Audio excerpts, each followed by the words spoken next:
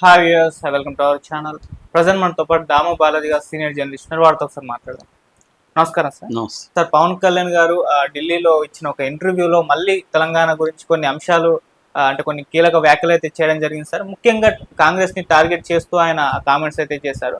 గతంలోనే చూసాం, ఇక్కడ తెలంగాణలో ప్రెస్ మీట్ పెట్టి తెలంగాణ పైన ఏ విధంగా ఆయన మాట్లాడారో, అది ఎంత వివాదంగా అయిందో మనం చూసాం. ఆ తర్వాత మళ్ళీ అమరావతి వెళ్ళి ఇంకాస్త టోన్ తగ్గించి ఒకలా మాట్లాడారు. ఇప్పుడు మళ్ళీ ఢిల్లీ వెళ్ళి ఇంకా టోన్ పెంచి మాట్లాడుతున్నారు. అంటే ఆయన ప్లానింగ్ ఏంటి, ఆయన వ్యూహం ఏంటి, అసలు ఏం మాట్లాడుతున్నారు, ఏం చెప్పాలనుకుంటున్నారు అనేది ఇప్పుడు చర్చ. దీనికి సంబంధించి మీరేం చెప్తారు, ఎలా చూస్తారు మీరు? మామూలుగా పవన్ కళ్యాణ్ మొన్న తెలంగాణ ఆవిర్భావ దినోత్సవం రోజు ఇక్కడ వచ్చి మీటింగ్ పెట్టాలని ప్రయత్నించాడు. మీటింగ్ పర్మిషన్ ఇవ్వలేదు. దాంతో వాళ్ళ ఇంట్లో ప్రెస్ మీట్ పెట్టి దాన్ని కూడా ఒక పెద్ద మీటింగ్ లాగా మార్చేశాడు. జనసేన కార్యకర్తలు పెద్ద ఎత్తున వచ్చి గోల చేయడం మొదలుపెట్టారు. అదంతా కూడా హడావిడి అయింది. ఈ క్రమంలో అతను బాగా రెచ్చిపోయి, అంటే ఆ మీటింగ్లో మాట్లాడడానికి తయారు చేసుకున్న స్పీచ్ని ఇక్కడ చెప్పినట్టుగా మనకు అర్థమవుతుంది. అందులో ప్రధానంగా అతను ఏంటంటే తెలంగాణ ప్రాంతీయవాదం మీద అటాక్ చేశాడు క్లియర్గా. అంటే ప్రాంతీయవాదం అనేది డేంజరస్ అని, దేశ భద్రతకి సమైక్యతకి ముప్పని, అది టెర్రరిజం కంటే కూడా ఘోరమైందని, ఇలాగంత దారుణమైన కామెంట్లు తెలంగాణ వాదం మీద ఆయన చేశాడు. ఆయనకు తెలియకుండా చేసింది ఏం కాదు. పవన్ కళ్యాణ్ ఏది మాట్లాడినా తెలిసే మాట్లాడతాడు. అప్పటికి ఆయనకి ఏదో అవసరమో అదే మాట్లాడతాడు. 100 సార్లు కూడా మార్చుకోవడానికి ఆయన ఏమి సిగ్గుపడ్డు. వీడియోలు ఉన్నా కూడా ఆయన కేర్ చేయడు. ఎందుకంటే గతంలో ఆయన తెలంగాణని మెచ్చుకుంటూ ప్రాంతీయవాదాన్ని ఆదర్శంగా తీసుకోవాలి, అలా కనెక్ట్ చేయగలగాలి అని మాట్లాడిన సందర్భాలు ఉన్నాయి.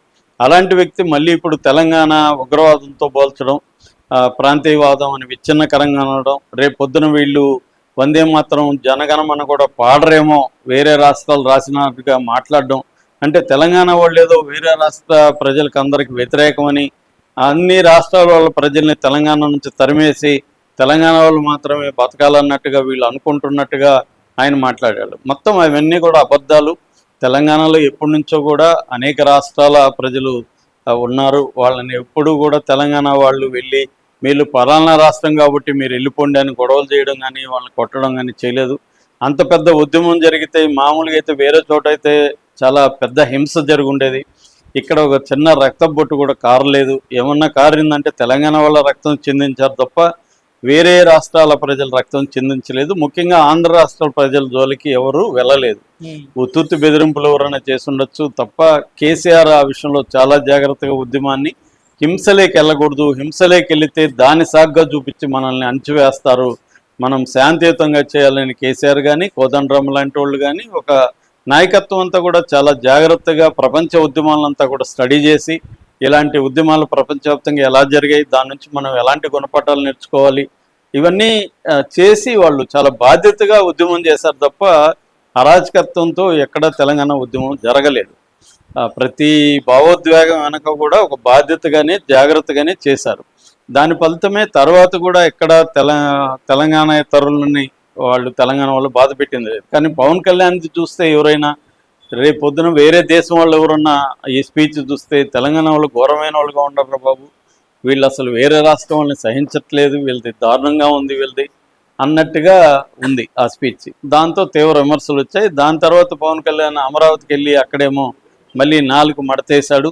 మడతేసి నేను అలా చెప్పలేదు ఇలా చెప్పలేదు, నాకు అసలు అక్కడేమీ లేదు, అక్కడేదో మా వాళ్ళు అడిగితే పెట్టాను అంత తప్ప నాకేముంది, అది వాళ్ళ జాగీరే, మీ అయ్య జాగీరే అనడం నేను అన్నాను కానీ అది వాళ్ళ అయ్య జాగీరే, ఇవన్నీ మళ్ళీ మాట్లాడాడు. ఇక్కడేమో మీ అయ్య జాగీరా అది ఇదని ఎగిరాడు.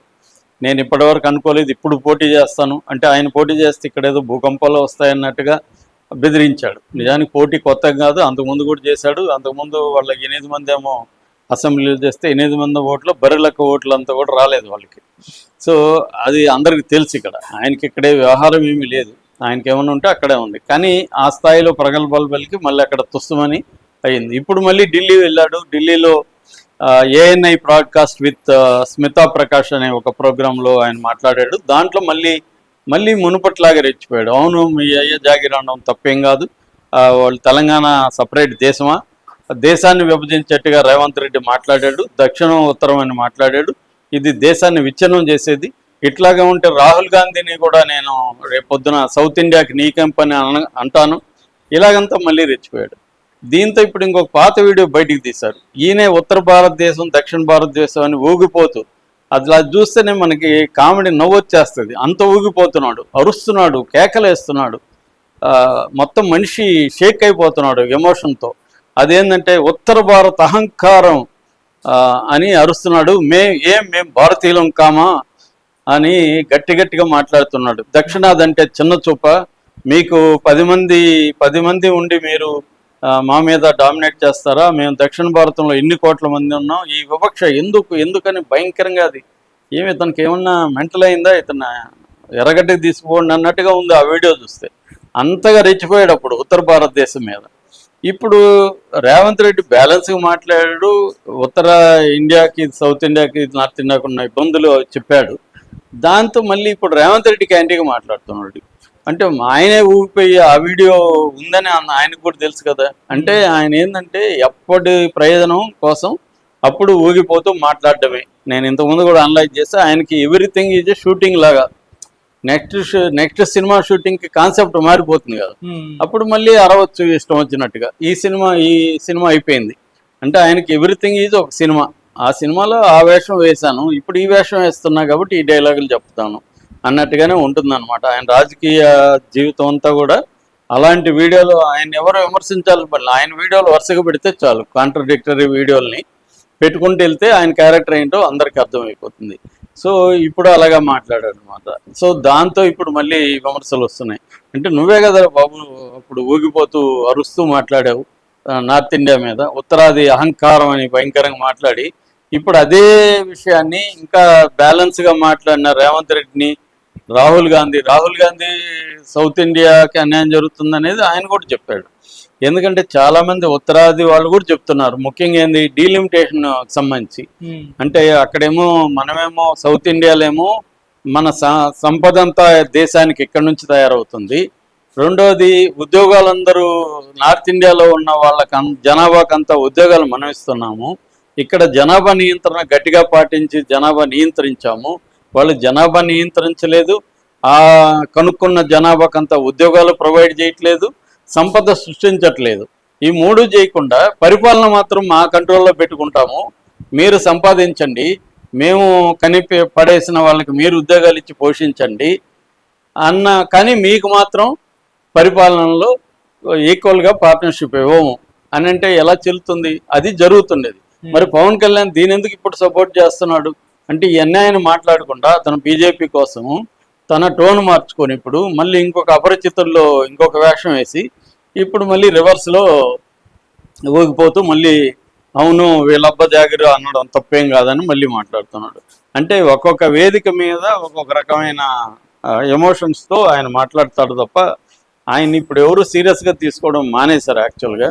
అంటే ఆయన పవన్ కళ్యాణ్ ఏదో మాట్లాడుతుంటాడులే అనుకునే అయిపోయింది తప్ప ఆయన ఎవరు ఇప్పుడు ఈవెన్ జనసేన వాళ్ళు కూడా సీరియస్గా తీసుకోవడం మానేశారు. ఎందుకంటే ఎప్పుడైనా కొన్నిసార్లు కొంతకాలం మాత్రమే ఒక మనిషి ఏం మాట్లాడుతున్నాడు అనేది చూస్తారు, ఫైనల్గా ఆ మనిషి ఏం చేస్తున్నాడు అనేది చూస్తారు. ఎప్పుడైనా కూడా చూడాల్సింది మనం మాటలు కాదు చేతలు.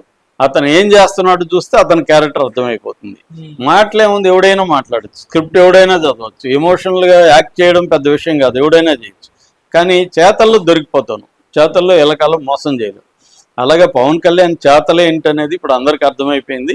ఇప్పుడు ఏదో ఒక డ్రామా పెట్టుకొని ఇక్కడికి వస్తున్నాడు. ఈ డ్రామా వెనుక రేవంత్ రెడ్డి పవన్ కళ్యాణ్ కలిసి చేస్తున్నారని కూడా ఒక కుట్ర థియరీ ఉంది. ఎందుకంటే కాంగ్రెస్ని వీకెండ్ చేయాలనేది రేవంత్ రెడ్డి ప్లాను.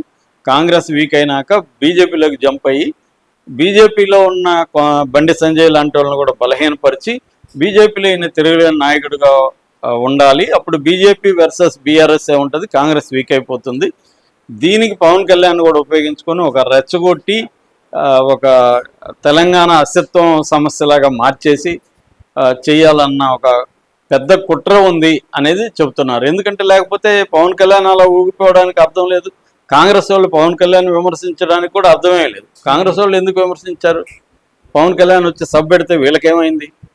తెలంగాణ అస్తిత్వం దెబ్బతినడం ఏం దెబ్బతినింది అంటే ఇదంతా ఏదో దీని వెనక ఒక మహా కుట్ర జరుగుతుంది అందులో భాగంగానే ఇదంతా జరుగుతుంది అనేది ఒక కాన్స్పిరసీ థియరీ. అది నిజమా కాదో తెలియదు కానీ మొత్తానికి అది కొద్దిగా బిలీవబుల్గా అనిపిస్తుంది. Okay sir, thank you so much.